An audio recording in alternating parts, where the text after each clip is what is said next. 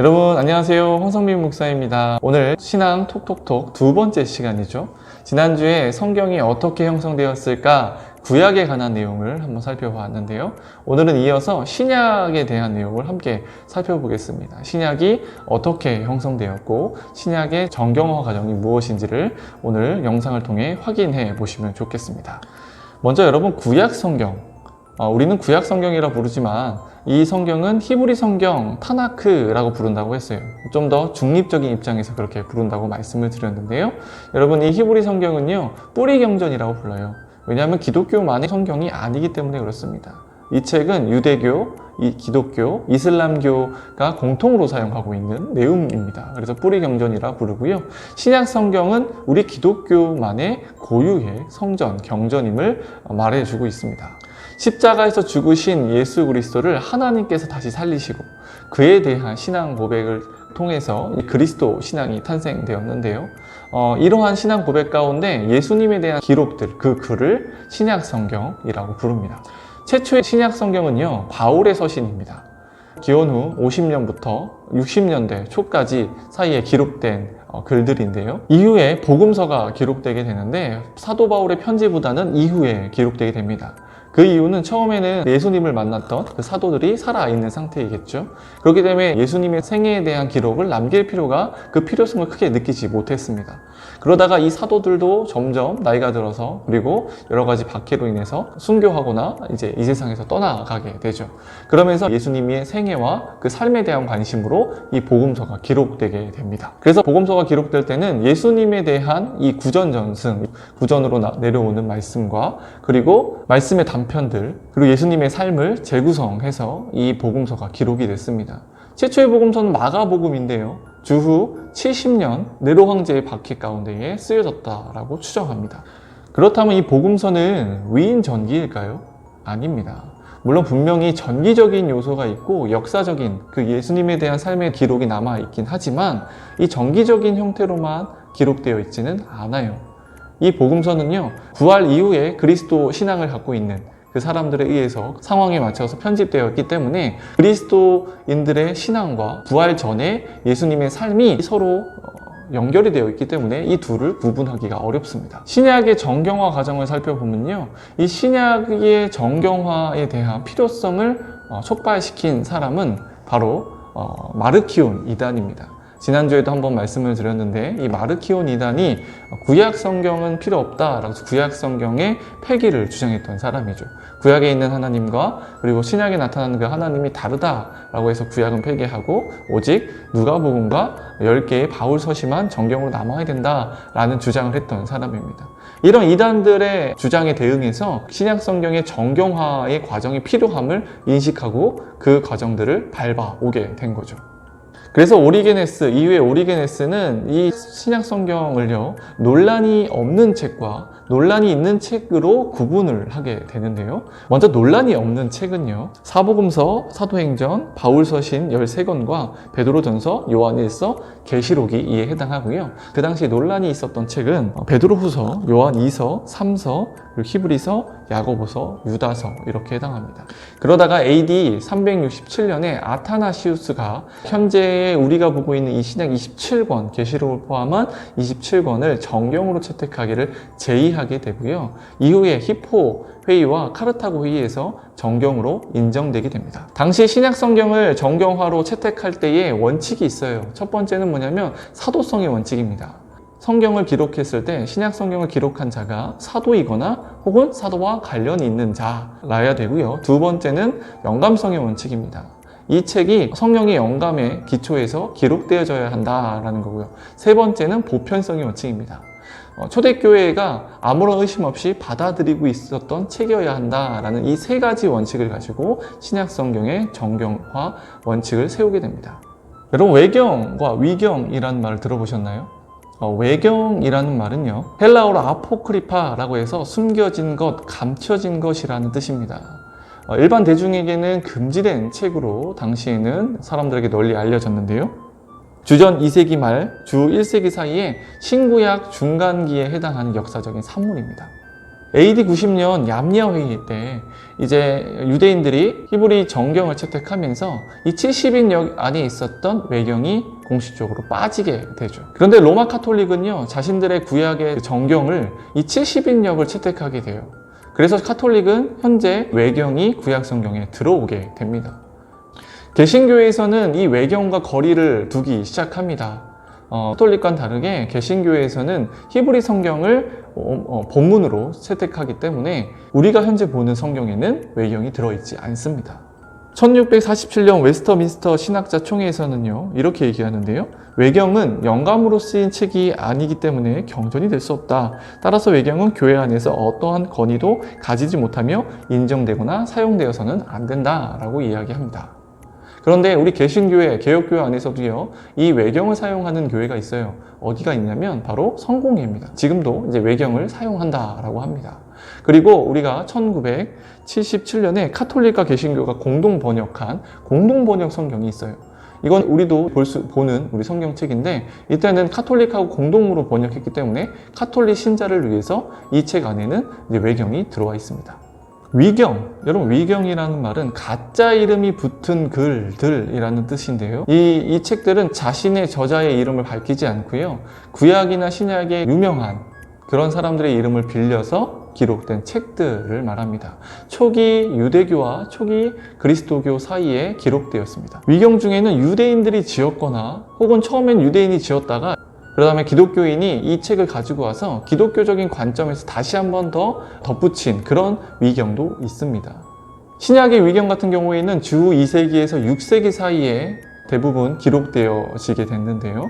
대표적인 위경으로는 베드로복음, 도마복음, 안드레 행전, 라오디게아서, 바울 묵시록 등이 있습니다. 여러분, 인쇄술이 발달되기 이전 성경은요, 손으로 기록했습니다.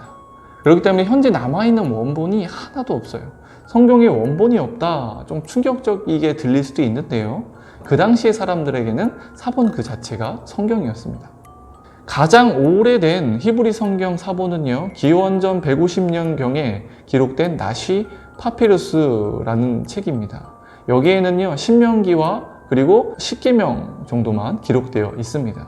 그리고 구약 성경 전체, 히브리 성경 전체를 보존하고 있는 가장 오래된 사본은 기원 후 900년경에 기록이 되었습니다. 안타깝게도 사본은 사람이 직접 기록한 거기 때문에 사본들끼리도 똑같은 것이 없습니다. 사람이 손으로 기록하다가 실수를 한 거겠죠. 그런 차이가 왜 발생하는지는 뒤쪽에서 한 번 더 살펴보고요. 쿰란 사본이라는 것이 1947년에 발견되게 됩니다.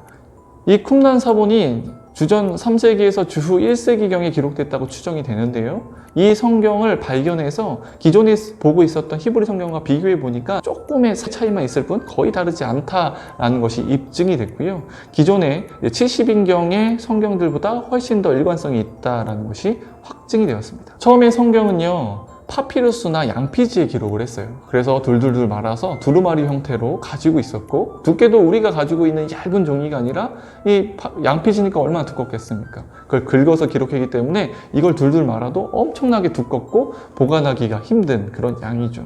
그렇게 성경이 파피루스와 그리고 양피지에 기록이 되다가 각 지역에서 다르게 성경들이 성장을 하게 됩니다. 그러다가 공인된 본문이 필요하다라는 요청에 의해서 통일된 본문을 확정하게 이르는데요. 히브리 성경의 공인된 본문은요, 처음에 마소라 본문을 이야기할 수 있습니다. 마소라 학파에서 이 마소라 본문을 편집하게 되는데요. 주 70년에 이제 기초를 이루게 되고요. 14세기에 이르러서 공인된 본문으로 확정이 됩니다. 이 마소라 학파가 이 마소라 본문 가운데 했던 가장 큰 일 중에 하나는 뭐냐면, 히브리 성경이 원래는 자음만으로 이루어져 있어요. 예를 들어서 이응, 시옷, 기읒, 히읗 하면은 뭘 얘기할까요? 여러 가지 단어가 막 떠오르지만 제가 생각하는 단어는 의선교예요. 이런 식으로 히브리어가 자음만으로 기록되기 때문에 어떤 말인지 추측하기가 참 힘들었습니다. 그런데 이 자음만 이루어진 본문에다가 모음을 표기하는 작업을 마소라 학파가 마소라 본문 가운데 했고요. 그리고 난해주나 행과 행 사이에 주석을 달아서 좀 해석하기 어려운 이런 구절에 대해서 마소라 본문 가운데 첨가를 하게 되죠. 신약 성경도 마찬가지로 이 두루마기 형태로 보존되어 있다가요, 주 2세기경부터 오늘날 우리가 보는 책 형식의 코덱스 형태의 신약 성경이 나타나기 시작합니다. 그렇다면 앞에서도 한번 언급했지만 사본들이 왜 이렇게 다를까? 그것은 사본을 필사하는 필사자들의 실수에 의해서 이 사본들의 차이가 발생하는데요, 단어와 단어 사이를 혼동하거나 아니면 동음이어를 혼동하거나 비슷한 글자를 혼동하거나 중복 기재된 것을 빼거나 혹은 더하거나 하는 이런 실수를 통해서 이 사본들의 차이가 발생하게 되죠. 그런데 이 필사자들마다요, 필사하는 어떤 기준이 조금씩 달랐다고 합니다. 히브리 성경의 필사자들은 조금 내용을 봤을 때 이거는 좀 이상하다라고 의심되는 내용이라 할지라도 있는 그대로 필사했다고 해요. 그런데 그리스 로마 세계의 필사자들은요, 조금 의심되는 그런 해석의 내용은 어느 정도 자유의지를 가지고 그 내용을 보완해 가면서 필사를 했다라고 합니다. 이러한 여러 사본들의 차이가 많이 나기 때문에 이 차이를 좁히는 과정, 오늘날 성서학에서 이 사본들의 여러 상이한 차이들을 비교하고 분석하면서 원문에 가까운 내용을 찾아내는 작업을 성서학에서는 본문 비평이라고 부릅니다. 본문 비평의 한 예가 있어요. 사도행전 15장 34절에 보시면 어떤 내용이 있냐면, 그 내용에 보면 이런 내용이 있어요. 없음. 놀랍죠? 사도행전 15장의 예루살렘 회의의 결과를요, 유다와 실라가 이제 안디옥 교회에 이제 보고하고 전달해 주려고 갑니다. 그리고 그 내용을 전달하고 다시 예루살렘 교회로 돌아온다라는 내용이 33절에 있어요. 그런데 40절에 보면 사도 바울이 안디옥 교회에서 2차 전도 여행을 출발하게 되는데 실라와 함께 갔다라고 나와 있습니다. 분명히 33절에 유다와 실라는 예루살렘으로 돌아갔는데 40절에 사도 바울이 다시 실라를 데리고 안디옥에서 출발했다? 뭐가 앞뒤가 많지 않죠? 그래서 몇몇의 사본들은 이 차이를 해결하기 위해서 이 34절에다가 뭐라고 기록했냐면, 실라는 돌아가지 않고 안디옥에 남았더라 라는 내용을 첨가하게 되는 거죠. 그렇게 그 사본의 기록 형태가 쭉 전달되어지다가 사본들이요, 한꺼번에 발견이 돼가지고 막 비교하는 게 아니잖아요. 나중에 시간이 지났을 때 또 발견되고 또 한 가지 발견되고 하다 보니까 나중에 원문에 가까운 사본을 발견하게 되고, 그 사본을 보니까 34절에 있는 내용이 없다라는 겁니다.